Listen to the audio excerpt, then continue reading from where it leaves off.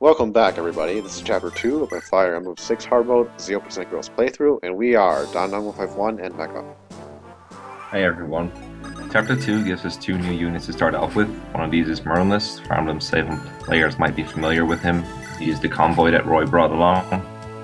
Merlinus lets us carry 100 extra items into battle, which sounds very useful, but in practice it doesn't come in handy very often. But at least in Fire Emblem 7, this doesn't really matter because he's free, but in this game he's not, since he has to occupy a unit slot.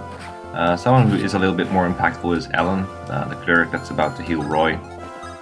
What Ellen does is, instead of attacking, she heals people, and that frees up their player phase, because otherwise they would use a vulnerary, but now Roy could actually attack and still get healed on the same turn.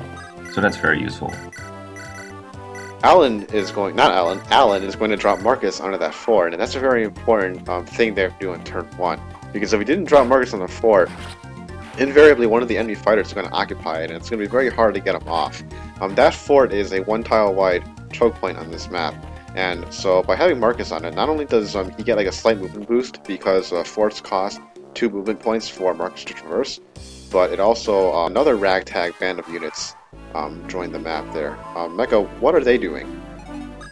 This is the mercenary group led by Deke, the mercenary that's standing right next to the Pegasus Knight.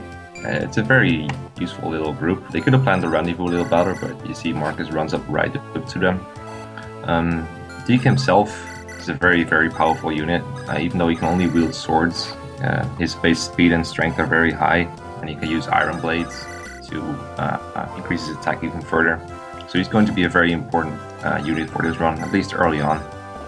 Yeah, the other mercenaries that accompanied him, which aren't the class mercenary, they're just, swords for hire. There are 2 fighters, their names are Ward and Lot. They're not nearly as good as Deke, but because they use axes and they have okay stats for this point in the game, we're going to see them being used until they get obsoleted.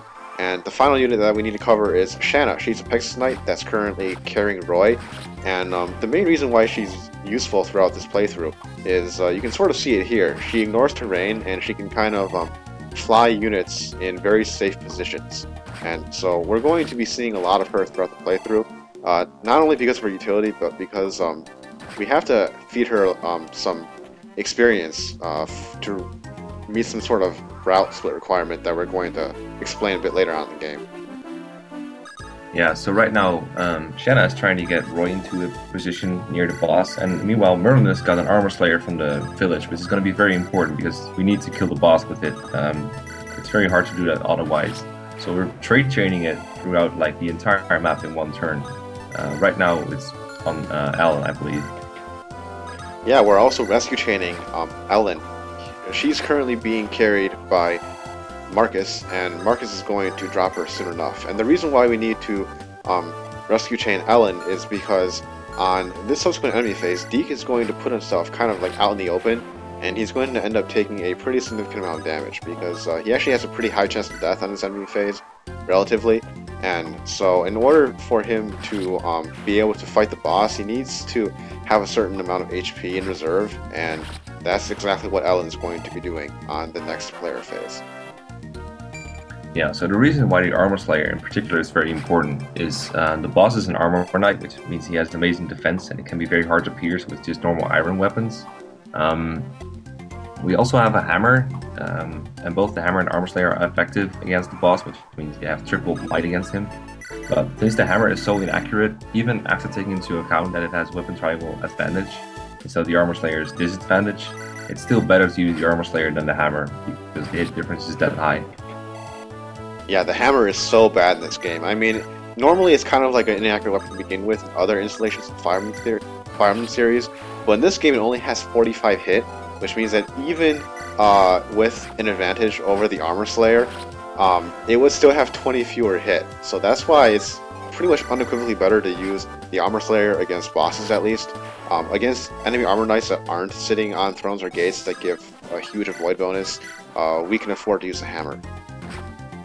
Yeah, and even the Armorslayer isn't enough against this boss. He's going to be left with just single-digit HP, which means we need someone else to swoop in and get the final little bit of damage we need to free up the gate for Roy to seize.